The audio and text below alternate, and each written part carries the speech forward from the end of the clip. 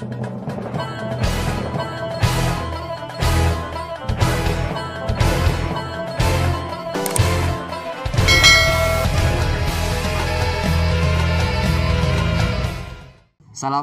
warahmatullahi wabarakatuh.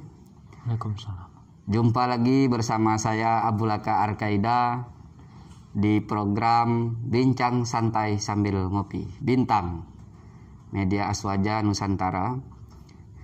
Setelah beberapa bulan kami tidak menyapa sahabat-sahabat Aswaja Nusantara, dan saat ini kami kembali menyapa lagi, menghadirkan seorang aktivis Jogja, kader muda Nahdlatul Ulama Daerah Istimewa Yogyakarta, yang kebetulan beliau sebagai sahabat, sebagai guru, dan sebagai teman seperjuangan dalam organisasi. Kami sebagai generasi muda banyak belajar dengan beliau, yaitu Kiai Haji Beni, yang hari ini menduduki atau diberi kepercayaan sebagai Surya PWNU Daerah Istimewa Yogyakarta. Apa kabar Pak Beni? Alhamdulillah. Ini Sehat. Pak Kiai Beni ini sebagai pengasuh Pondok Pesantren Sunan Kalijaga Gesian, Bantul, Yogyakarta. Yang pertama kami ucapkan terima kasih Pak Kiai sudah menjamu kami. Sebelum kita mulai sini kita sudah banyak berbincang, dan kami sudah sangat istimewa sekali lah dengan sudah ngopi kita rasanya berbincang gitu kan, sudah lama tidak ketemu kita kan. Dan terima kasih juga telah meluangkan waktu di di tengah-tengah mungkin banyak kesibukan kan, karena beliau ini sangat banyak aktif gitu kan. Jadi kenapa saya harus silaturahmi dan juga sekalian kita ajak bincang di Media Aswaja Nusantara ini, karena kami pikir sosok Kiai Beni ini agak berbeda ya dari tokoh-tokoh yang lain, karena beliau ini juga seorang ulama yang melek media gitu kan. Jadi kalau kita googling gitu kan dengan keyword Beni Santoso gitu kan, wah itu sangat banyak nanti munculnya dengan isu apa saja gitu kan. Jadi kalau sekarang di Surya PWNU, dulu juga pernah sebagai, bahkan mungkin sekarang masih ya, Direktur LSKP gitu kan, Lembaga Kebijakan Studi Publik, pernah juga Ketua Forum LSM DIY, dan juga Ketua Makaryo ya, Masyarakat Anti Kekerasan Yogyakarta, dan kayaknya banyak lagi. Mungkin nanti Pak Kiai Beni bisa cerita lah gitu kan, biar bisa menginspirasi, kira-kira ya bisa menceritakan mungkin di di bidang pendidikan dulu di pesantren apa ini kan, bisa menginspirasi anak-anak muda gitu kan. Bagaimana sih kira-kira membentuk karakter yang katakanlah aktif di organisasi jalan gitu kan, juga sebagai guru lintas agama juga jalan, soal media juga melek. Kayak kira-kira kesadaran seperti ini terbentuk sejak kapan gitu kan? Gimana itu Pak Kiai? Ya. Alhamdulillah, terima kasih Mas Abu dan sahabat Aswaja Nusantara. Yang jelas banyak anugerah dan karunia yang sudah saya terima dari Allah, terutama kapan mulai atau apa yang melatari itu.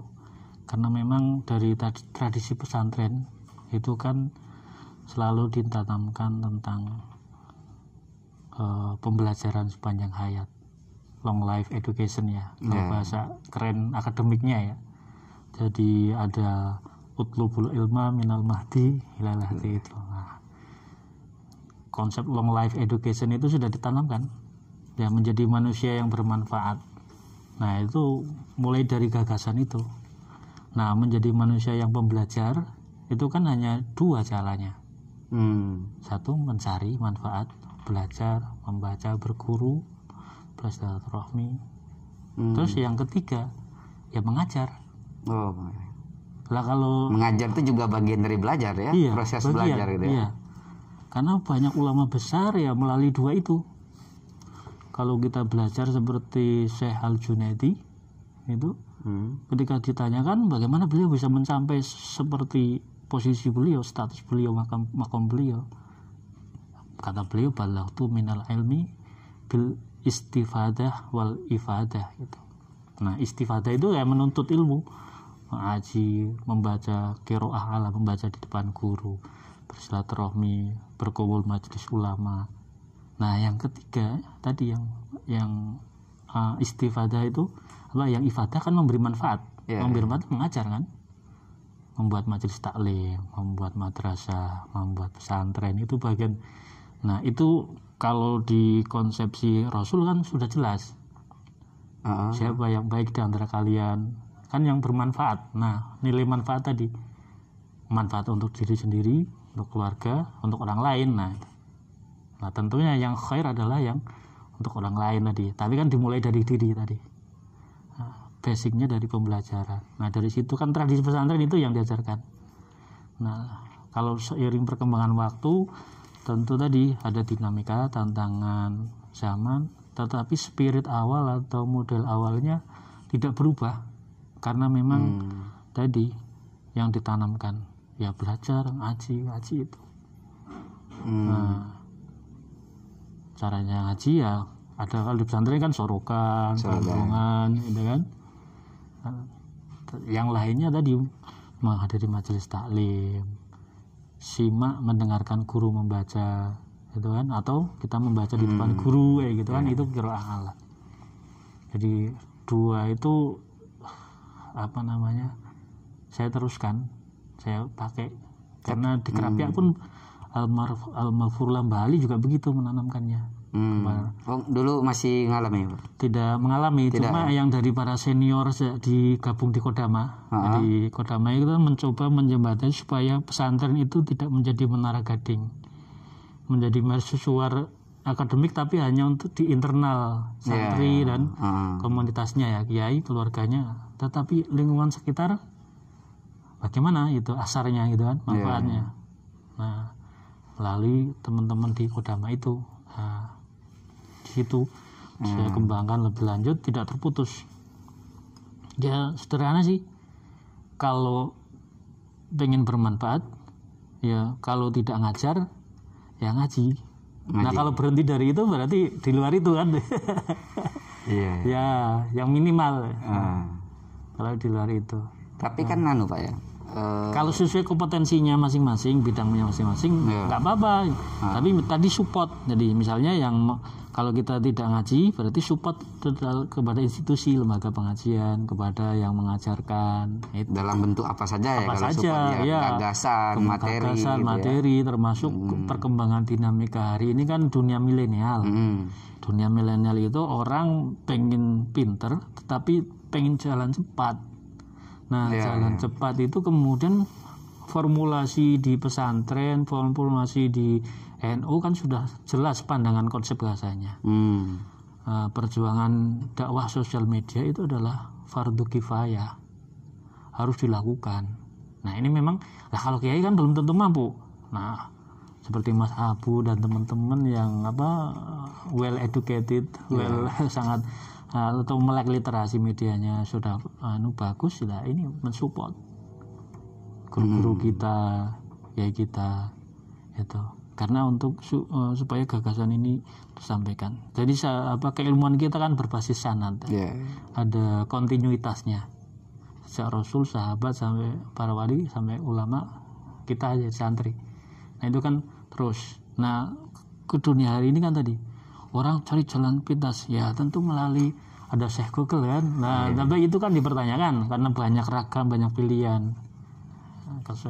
Itu tantangan yang memberi wacana dan sekaligus bermanfaat, itu intifa. Nah, untuk menggabungkannya itu loh Pak Kiai. Jadi ya secara konsepsi mungkin kita berteori gampang gitu kan, bahwa ya menurut Rasulullah orang yang paling baik itu adalah orang yang bermanfaat. Iya. Tapi kan untuk menerapkan itu kan tidak semua orang mampu ya. Iya. Nggak tahu apakah mereka mampu atau tidak punya kesadaran itu. Nah maksudku, pertanyaan saya, ya kita tahu mungkin pernah kiai menyampaikan, kita baca buku mungkin dari orang tua. Namun jenengan dapat kesadaran itu terbangun dari misal apa lingkungan keluarga, apa dibentuk di pesantren atau bahkan di luar pesantren, misalkan di iklim organisasi gitu. Punya kesadaran tuh sampai bisa menerapkan gitu. Kalau sependek yang saya alami dan saya ini itu perpaduan ya. Jadi perpaduan ataupun dialektika. Jadi memang fakta pesantren kan terus tumbuh juga, NU juga tumbuh, soalnya dinamika sosial juga tumbuh, sosial budaya ekonomi ya. Nah, tapi ada laju yang cepat ya kan. Nah, revolusi digital, itu kan mempercepat. Hari ini tantangan COVID juga merubah semua tatanan pemikiran. Nah, tetapi kan konsep-konsep yang konstan yang berkesinambungan ini ada, doktrin-doktrin dasar ada. Nah, formulasi berdialektika dengan tantangan zaman, kebudayaan, sosial, politik, ataupun ilmu pengetahuan dan teknologi, ini kan seni untuk mengkombinasikan, meramu. Nah itu nggak mungkin seketika. Ada tahapan, gitu. Ada tahapan dan memang ini kemauan untuk membuka diri, membuka diri. Kita ini bukan segala-galanya, itu. Nah, kalau membuka diri itu tadi, ada orang yang punya kompetensi, keahlian di bidang media. Nah, kalau keahlian beliau ini kok tidak diserap oleh NU, tidak kemudian diporsikan, didudukan, sayang, diambil pasar, diambil orang lain. Sementara kita butuh untuk itu. Bahkan kita sudah punya pandangan konsep itu wajib kan. Fardu kifayah, harus ada yang mengambil untuk mengelola. Itu sudah mulai dilakukan dan kita memang belum lama kan melakukan hal itu. Gitu, karena selama ini kan fokus kita di pesantren, madrasah kan gitu. Ya, bicara pesantren dulu, alumni mana saja Pak? Mungkin bisa cerita juga apa sih menariknya di pesantren itu, karena kan kadang pemahaman orang, mungkin kalau di sini kan pesantren sudah lumayan diterima oleh masyarakat ya. Kalau 10 tahun yang lalu kan dianggap pesantren itu lingkungan yang agak kumuh, dia agak ada semacam ada garis demarkasi lah, pembatas dengan masyarakat, karena terlalu ya mungkin baru-baru ini misalkan di media ramai katanya NU terlalu elitis gitu kan. Nah itu bisa cerita mungkin gimana sih kehidupan pesantren, betapa ya mungkin banyak pesan sosial, pembelajaran ternyata didapat dalam pesantren. Jadi sisi yang saya terakhir kan saya hanya sampai S2 saja ya, akademik. Kalau pesantrennya sudah berapa pesantren? Kalau pesantren ada 3 pesantren minimal. 3 pesantren. Sama pesantren Watonia Islamiyah, kedua pesantren Al Huda, ketiga pesantren Kerapia Al Mu'awiyah. Lalu saya bersama keluarga mendirikan pesantren. Itu adalah saya tetap juga belajar di situ. Karena tadi memang konsepnya apa yang menarik di situ? Karena yang trilogi dalam pendidikan itu kan mengembangkan kompetensi aspek kognitif ya, kognitif pengetahuan. Lalu yang kedua kemampuan afektif, yang ketiga kemampuan psikomotoriknya ya. Nah selama ini dunia pendidikan itu kan dikritik karena ada kognitif dan hanya melulu di kognitifnya ya. Psikomotorik sama afektifnya kurang. Nah pesantren itu selain 3 ini digarap awal dan perkembangannya begitu, karena itu pesantren itu menyatu dengan masyarakat, dengan lingkungan. Kita bisa lihat pesantren-pesantren besar, pesantren Jombang, pesantren Kerapia, ya itu biasanya nama daerah, karena memang itu berarti menandakan pesantren kiai. Pesantren kan ada 3 pilar ya, kiainya, kemudian ada suro tempat ibadah, masjid atau suro, kemudian ada asramanya. Gitu. Nah 3 ini kan interaksi dengan masyarakat, dengan komunitas. Nah Lalu kompetensi yang dikembangkan itu semuanya kognitif digarap ya dengan berbagai macam keilmuan dirasa Islamiyahnya ya. Tentu ya yang hebatnya pesantren itu ada kalau dulu ya, sekarang ya juga masih ada sih. Ada yang khas misalnya ilmu nahwu sorofnya, ada khas ilmu Qur'annya. Ya Kerapia kan saya di Kerapia lebih banyak mengembangkan ilmu Al-Qur'annya. Sebelum di Kerapia saya di Kebumen Al-Huda saya belajar banyak ilmu nahwu sorofnya, mulai dari Jurmiyah sampai Al-Fiqh dan seterusnya. Karena basisnya itu bahasa ilmu nahwu. Sebelumnya sama orang tua yang itu lama di Watonia Islamiyah itu lebih umum campur itu, tidak terspesifikasi, hanya dirasa Islamiyah, tidak punya karakter khusus karena itu bentuknya kolektif, kayak semacam yayasan. Jadi kalau pesantren dulu kan basisnya figur ya, kiai yang karismatik, yang alim kan gitu.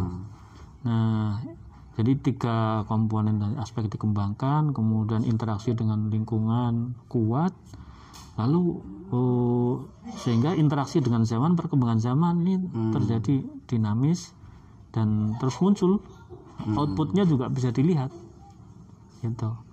Berarti bedanya pesantren dengan pendidikan umum dalam hal ini misalkan yang dimiliki oleh pemerintah, mungkin lebih basis pengembangan afektifnya gitu ya. Iya. Mungkin akhlak kalau bahasa ininya. Afektif sama psikomotorik. Iya. Jadi life skill itu kan diajarkan di pesantren. Pesantren yang masih bagaimana hidup. Kita hidup mulai dari bangun sampai tidur, bangun lagi itu. Bagaimana kita manage diri, kan kita jauh dari orang tua, dari kerabat di situ. Kita orang tuanya ya Pak Kiai punya itu kan, senior kita di pesantren. Nah itu kan keterampilan hidup mengelola supaya tetap harmoni gitu. Terus tujuan pembelajaran tercapai. Terus mengelola emosi kita, perilaku kita, kecerdasan akhlak, sikap kita kan gitu. Afektif, merasakan, bisa empati, oh ini pantas nih tidak gitu kan, bisa bersimpati cara bergaul, bisa bertoleransi terhadap perbedaan bentuk, perbedaan macam-macam lah gitu, keragaman, karena manusia kan unik, semua punya mazia sendiri-sendiri. Nah itu terjadi di pesantren ya, tentu tidak konflik biasa. Tetapi dikelola dengan baik dan tujuan-tujuan dari pendidikan tercapai. Berarti idealnya kalau misalkan orang tua memasukkan anaknya pesantren dari umur berapa kira-kira ya? Idealnya gitu loh, biar terbentuk karakternya itu kan. Sekarang kan banyak orang mungkin cerdas, dapat katakanlah dia penghargaan, tapi kan belum tentu maksudnya dia punya kecerdasan emosional gitu ya, terkait dengan tata krama, akhlak misalnya. Ini kalau kita merujuk kepada masa kejayaan peradaban yang kita bangun sebenarnya kan peradaban Islam maksudnya. Peradaban Islam, peradaban manusia juga. Konteksnya peradaban manusia. Nah Islam kan punya sumbangsih dalam membangun peradaban. Kita tidak hanya membangun kebudayaan ataupun membangun politik, bukan. Politik hanya bagian kecil dari peradaban. Betul. Nah, yang kita bangun kan sakofahnya. Nah, membangun sakofah itu basis intelektual, basis spiritual. Ulama, dokter, tapi punya basis religi. Sosiolog punya basis religi. Politisi, pejabat punya basis religi. Nah, ini artinya memang kalau dulu pendidikan keagamaan itu memang dimulai sejak dini begitu ya. Sejak dini. Tapi kan ada hal yang menonjol tuh di situ yang ditanamkan. Hari ini yang banyak dikeluhkan oleh orang tua, siswa ataupun wali murid itu kan kemudian tercerabut dari akar budayanya toh. Betul. Orang Melayu hilang dari budaya Melayunya. Orang Jawa hilang dari kebudayaan Jawanya. Dia nggak paham. Sederhananya itu orang Jawa sudah nggak bisa bagaimana bahasa Jawa, komunikasi kan itu. Nah ini kemudian menjadi kayak semacam penyeragaman gitu. Berarti ya paling nggak kalau kita punya anak, kayaknya sebelum mengampu di perkuliahan gitu atau sekolah umum. Kayaknya memang mesti dipesantrenkan dulu lah ya. Artinya karena bisa. diajarkan hidup bersama di sana kan, jauh dari orang tua gitu kan. Oke kan. Kalau berbicara dalam dunia organisasi nih, karena nama Pak Kiai Beni ini kan kalau dalam konteks Jogja itu kan sudah tidak asing lah kalau kita berbicara dinamika lintas organisasi, entah lintas internal Muslim atau juga lintas gerakan dan juga lintas agama gitu kan. Karena sebagaimana tak singgung tadi kan aktif dalam berbagai organisasi gitu kan. Itu apa sih yang kira-kira mau dicapai, kok kayaknya banyak sekali gitu kan aktif gitu kan. Bisa bisa mungkin bisa menceritakan capaiannya sudah segini loh gitu kan. Jadi kalau santri kan sebenarnya nggak muluk-muluk. Tetapi ada kejelasan, ada orientasi yang jelas. Kalau tujuan tertingginya sama, yang menggapai ridho Allah kan gitu. Nah ternyata ridho Allah kan tidak cukup. Bagaimana ridho nas gitu kan? Syaratnya kan harus ridho manusia dulu toh? Tidak. Jadi kalau cuma kan memang ridho Allah itu pasti bisa dicapai. Ya, dengan upaya, tapi kalau ridho manusia tidak. Belum tentu gitu ya. Untuk semuanya loh pasti ada yang ini kan tantangan mutabacitan. Lalu apa sih sebenarnya? Kadang kita ingin menggapai ridho Allah, tentu jalan tadi. Apa sih kemanfaatan, apa yang dibutuhkan orang, apa yang dibutuhkan, artinya kita mulai berpikir masyarakat, mulai berpikir bangsa gitu kan. Memberi manfaat kan tadi, manfaat kalau diri sudah gitu kan. Ini simultan bersamaan dengan memberi manfaat pada orang lain. Gitu. Apa yang bisa kita sedikit kita tularkan kan menjadi bertambah. Nah konsepnya tadi ya apa sih yang mau dicapai, apakah sekarang sudah tercapai kan gitu. Betul. Apakah itu bagian dakwah juga atau bagaimana, karena orang menganggap dakwah itu kan hanya di atas mimbar, mungkin melalui buku-buku agama atau di pesantren gitu ya. Itu dakwah yang konvensional. Ini tidak ditinggalkan gitu, tetapi melihat tantangan dunia milenial, dunia digital, dunia media media publik. Ini kan bagaimana itu menjadi instrumen yang bisa diambil oleh dunia dakwah ataupun agama gitu kan. Selama ini yang langsung terhadap dunia digital ini kan dunia bisnis nih, sangat cepat itu mengambil manfaat itu. Kemudian dunia politik juga mengikuti ekonomi politik. Lalu yang kemudian ketinggalan tadi keagamaan. Ada paham keagamaan tapi kemudian yang mengambil memanfaatkan itu yang dikembangkan kemudian narasi atau konten yang kontraproduktif, kontra negatif, gitu kan, yang merusak kebersamaan, merusak tatanan kebersamaan, kebangsaan, merusak kesepakatan bersama. Itu cenderung yang dikembangkan adalah eksklusivitas gitu kan, truth claim klaim kebenaran yang monopoli hanya dirinya itu kelompoknya. Sebenarnya ada wilayah yang kemudian memang menjadi kesepakatan bersama, misalnya dalam konteks bernegara gitu. Ini kan ada kesepakatannya yang kita rajut bahkan. Kalau kemudian paham keagamaan berbeda-beda kan sudah menjadi sunatullah gitu, keragaman, keniscayaan gitu. Nah yang model-model begini ini dengan pemanfaatan era digital, revolusi digital ini masih belum tergarap secara baik, belum di manage secara konstruktif gitu kan. Manajemennya ya masih sini jalan belum terkoneksi kan. Padahal ketersambungan penting, ini bagian dari adalah manajemen tadi. Manajemen, karena kita tahu bagaimana kejahatan narkoba itu kan well organized crime kan. Kejahatan yang terorganisasi secara baik, Buktinya apa? Ada BNN, ada polisi, ada TNI dan seterusnya. Masih kecolongan keluarga dan masyarakat. Terus ada selain narkoba, kejahatan ini adalah korupsi. Korupsi juga itu kejahatan yang baik, terorganisir. Nah, tapi jalan terus, ada KPK, ada ini masih jalan. Nah, sementara hal yang baik, yang dakwah, yang syiar, yang amar ma'ruf, yang pendidikan, kalau tidak di manage secara baik, pemanfaatan dengan dunia digital, media sosial, yang sinergikan kompetensi berbeda tadi, atau tidak ada, itu kan urusan media, itu urusan teknologi, itu urusan dunia lah. Ini jadi nggak nyambung kan? Lalu yang diambil oleh orang lain tadi. Nah, nanti kita bahas khusus tentang media nanti ya.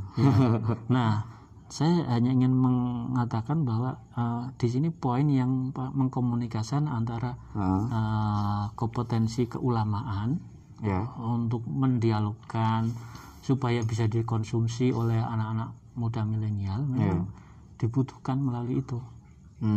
Kontennya, kemudian formulasinya gitu. Kalau kontennya sudah lah, tapi mengemas dalam format format produk-produk media itu. Artinya upaya dalam aktivitas berorganisasi ini akan terus itu dibutuhkan, dilakukan berarti ya? Dilakukan dua-duanya. Walaupun katakanlah situasi negara hari ini katakanlah kalau misalkan berbicara kita mengkritisi beda kan dengan sebelum 98 mungkin perjuangan parlemen jalanan lah kalau misalkan kita bicara dalam dunia mahasiswa pemuda di Indonesia itu masih sangat efektif gitu kan. Nah kalau sekarang ini kan kita melakukan apapun kayaknya sudah nggak terlalu berpengaruh misalkan kalau kita mau mengkritisi pemerintah. Nah maksudku capaian besarnya itu yang tadi yang saya tanyakan apakah sudah tercapai gitu kan, dan dalam bentuk apa kira-kira gitu kan. Apakah hanya bisa sebatas dimaknain bahwa itu bagian dari dakwah gitu kan. Kalau misalkan hari ini jenengan sebagai seorang kiai di kalangan NU gitu. Kalau posisi status itu bukan tujuan, bukan hoyah ya, bukan tujuan akhir. Itu hanya tadi wasilah ataupun alat saja. Organisasi juga alat. Nah, apa sih yang ingin dicapai? Ya kemaslahatan umat tadi. Kemaslahatan umat, harmoni sosial, kebersamaan, kesejahteraan, keadilan. Itu kan sesuai dengan kesepakatan umum sebenarnya. Public values ya. Public nilai-nilai yang disepakati oleh publik antara negara, agama, sinergi ya. Tidak tidak saling oposisi kan. Karena maupun publik ya. Nah, seringkali kemudian karena tidak memanfaatkan, kalau saya boleh ngambil 3 pilar, karena ada negara, ada masyarakat, ada pasar nih. Nah, karena pasar kemampuannya kuat, dia terorganisir, ada pemainnya maksudnya, punya manajemen cepat, pasar mampu mengelola negara atau mempengaruhi negara. Lalu masyarakat, nah kan agama ruangnya di ruang masyarakat nih. Itu kan memang ada agama yang kemudian populis ya, pasar itu. Tetapi yang konteks peradaban yang ingin kita bangun, yang memuliakan manusia, gitu kan, menghargai kemanusiaan, menghargai intelektual,